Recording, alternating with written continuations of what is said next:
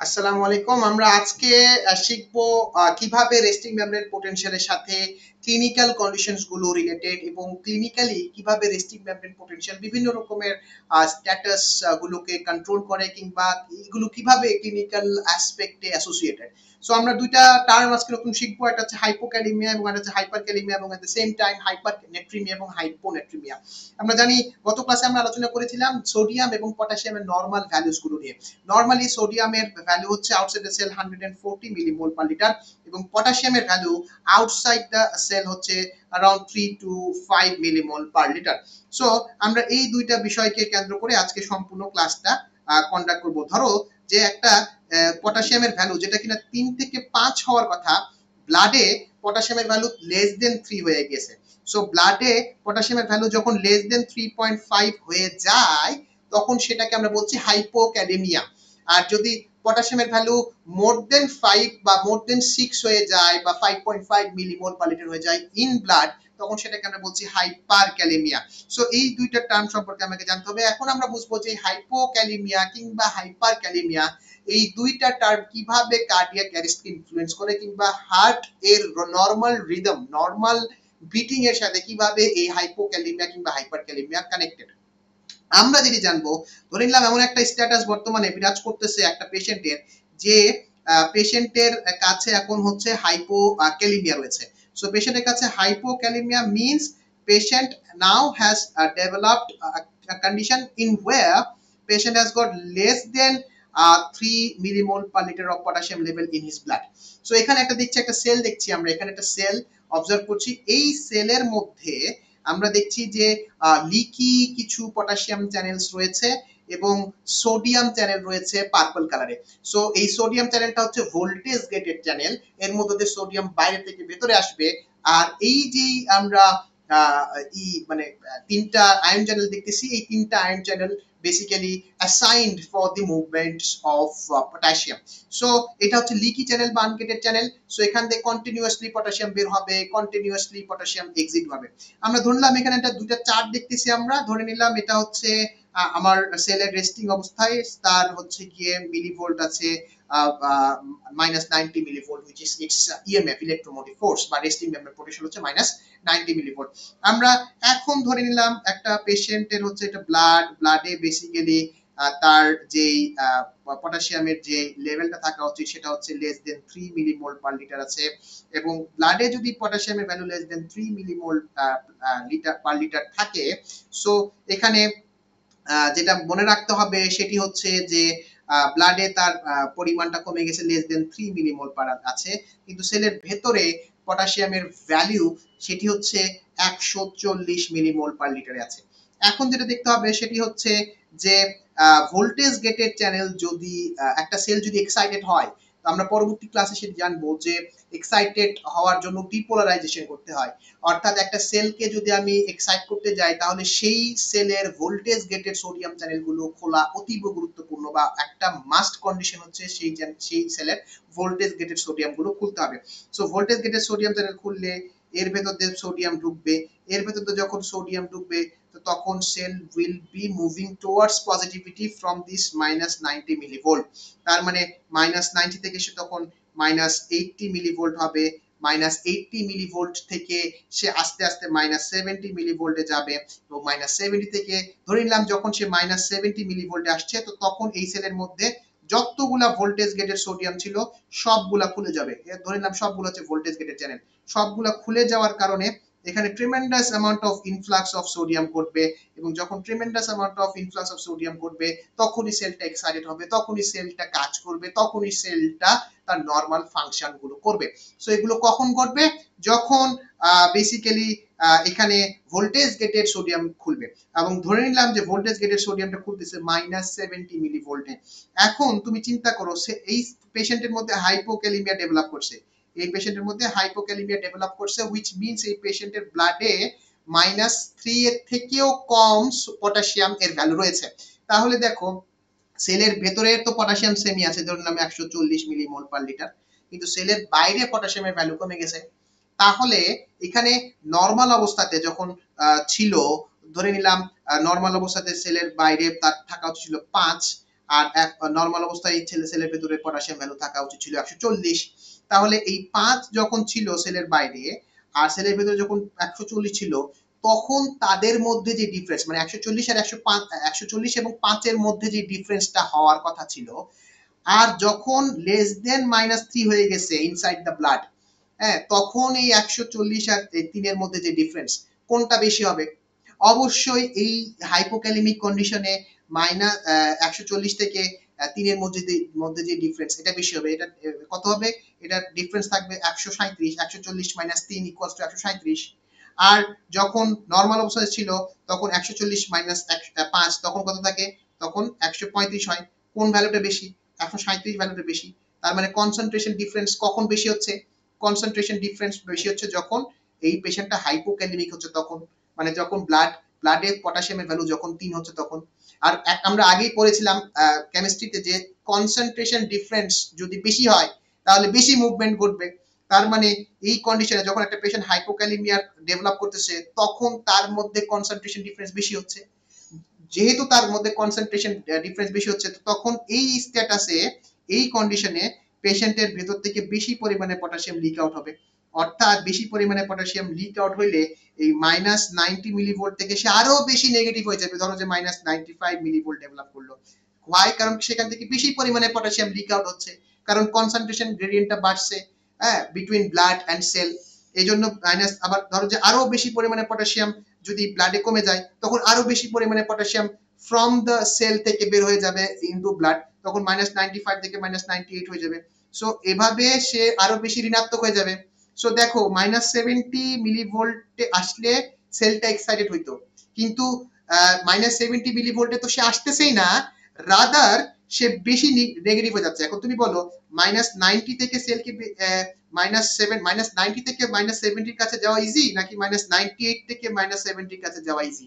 অবশ্যই -90 থেকে -70 কাছে যাওয়া ইজি, এবং -98 থেকে 70 কাছে যাওয়াটা ডিফিকাল্ট। কিন্তু -70 তে তো যেতে হবে, -70 তে তো আমাকে যেতে হবে in order to excite the cell. হ্যাঁ, তার মানে যখন হাইপোক্যালিমিয়া হচ্ছে তখন সেলটা বেশি পরিমাণে নেগেটিভ হচ্ছে, তখন সে হাইপার পোলারাইজ করতেছে এবং cell will be difficult to be excited.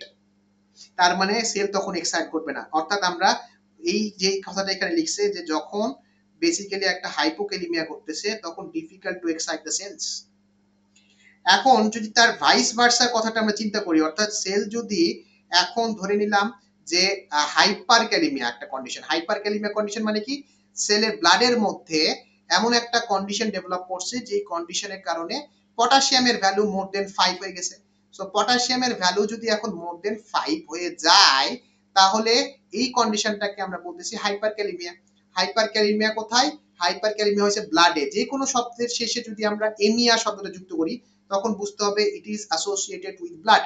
তো এখন আমরা চিন্তা করলাম নর্মাল কমন সেন্স অনুযায়ী কি বলা যায়, এই থিওরিটাকে যদি আমরা কাজে লাগাই, যদি সেলের বাইরে হাইপার ক্যালিমিয়া হয় তখন যেটা ঘটবে সেটা হচ্ছে যে সেলের ভেতরে ধরে নিলাম যে আমরা ঠিকই আছে, ধরো সেলের ভেতরে 140 মিলিমোলে আছে, আবার নর্মালি দেখা গেল যে এখানে কনসেন্ট্রেশন যেটা ছিল 5 এর জায়গায় ধরো যে এখন 10 হয়ে গেছে, হ্যাঁ 10, তাহলে কি হইলো? তাহলে তোমার কথা অনুযায়ী বা আমার নর্মাল কমন সেন্স অনুযায়ী রেস্টিং লেভেল পটেনশিয়াল ছিল -90, আর ধরে নিলাম যেখানে -70 তে আসলে সেলের মধ্যে সব সোডিয়াম চ্যানেলগুলো খুলে যাবে, যেহেতু -70 মিলিভোল্ট হচ্ছে গিয়ে the ideal voltage for all the voltage gated channels of sodium that are present within the cell. হ্যাঁ, সো -70 কে আমরা বলতেছি থ্রেশহোল্ড পটেনশিয়াল, কারণ এই -70 মিলিভোল্টে আসলেই সেলের মধ্যে থাকা সব সোডিয়াম চ্যানেলগুলো খুলে যাবে। সো যখন যখন ব্লাডের মধ্যে -10 মিলিভোল্ট ডেভেলপ করতেছে, মানে -10 millimole per litre of potassium value develop করতেছে, তখন হাইপারক্যালেমিয়া হয়ে গেছে। সো হাইপারক্যালেমিয়া হয়ে গেলে কি হবে? নর্মাল কমন সেন্স অনুযায়ী তো এখানে ডিফারেন্সটা 140 - 10, এখানে ডিফারেন্স কত? 130 হয়ে যাওয়ার কথা। তার মানে কনসেন্ট্রেশন ডিফারেন্সটা কমছে। কনসেন্ট্রেশন ডিফারেন্সটা কমলে এখান থেকে কম পরিমাণে পটাশিয়াম বের হবে। সো এখান থেকে কম পরিমাণে পটাশিয়াম যদি বের হয় তার মানে কি এখানে হচ্ছে যে মানে অলওয়েজ সে হচ্ছে গিয়ে পজিটিভ, মানে রিলেটিভলি মোর পজিটিভ থাকবে।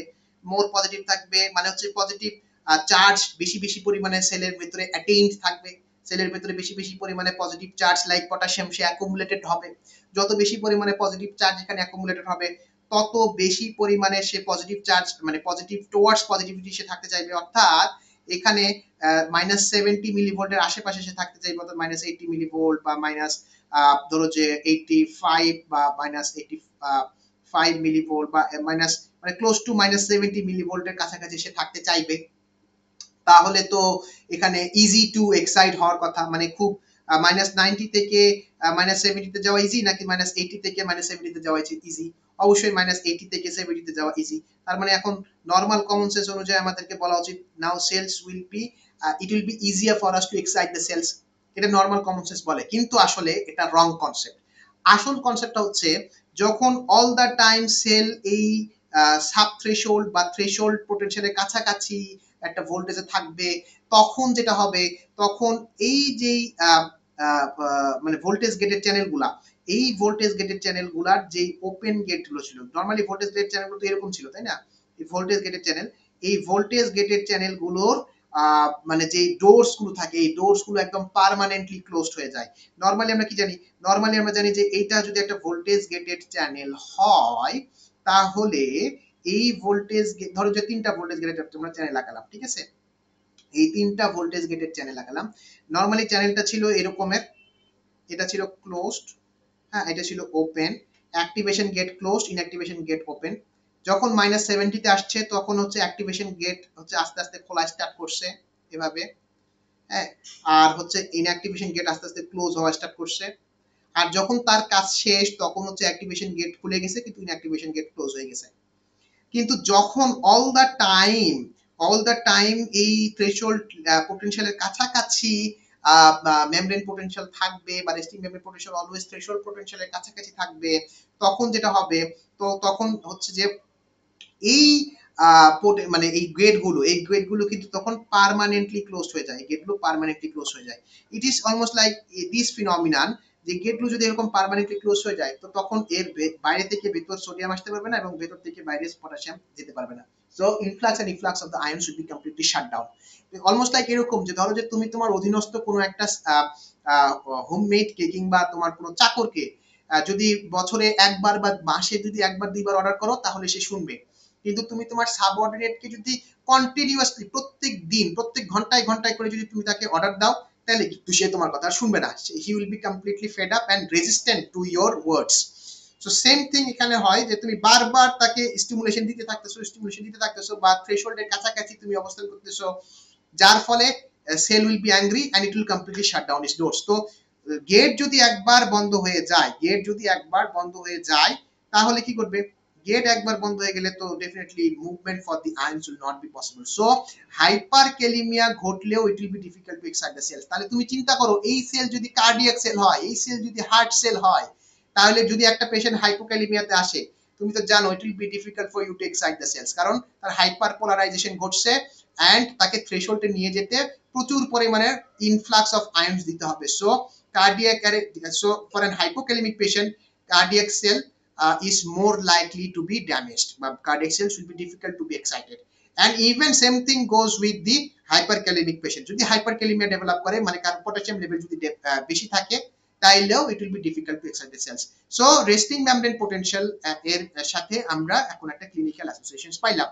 at the same time যদি হাইপোনেট্রিমিয়া বা হাইপারনেট্রিমিয়ার কন্ডিশনস গুলো চিন্তা করি, হাইপোনেট্রিমিয়া মানে সোডিয়ামের level less than 135 in ECF, আর হাইপারনেট্রিমিয়া মানে হচ্ছে সোডিয়ামের লেভেলটা মোর দেন 145 বা 135 in ECF বা in blood. So আমরা কি বলেছিলাম, resting membrane potential is thoroughly dependent upon the diffusion potential of potassium. এটা পটাশিয়ামের সাথে হচ্ছে ডিপেন্ডেন্ট, সোডিয়ামের সাথে অতটা গুরুত্বপূর্ণভাবে ডিপেন্ডেন্ট না। That's the reason why hyponatremia কিংবা হাইপারনেট্রিমিয়া হইলে সেলের ডিফিকাল্ট টু এক্সাইট বা লেস ডিফিকাল্ট টু এক্সাইট এরকম কোনো কথা আমরা বলবো না। সো হাইপোক্যালিমিয়া এবং হাইপারক্যালিমিয়া হইলেই রেস্টিং মেমব্রেন পোটেনশিয়ালের উপর একটা ইম্প্যাক্ট সে ক্রিয়েট করে। So this was all about resting membrane potential. আমরা নেক্সট ক্লাস থেকে অ্যাকশন পোটেনশিয়াল শিখবো। Thank you very much for being with us.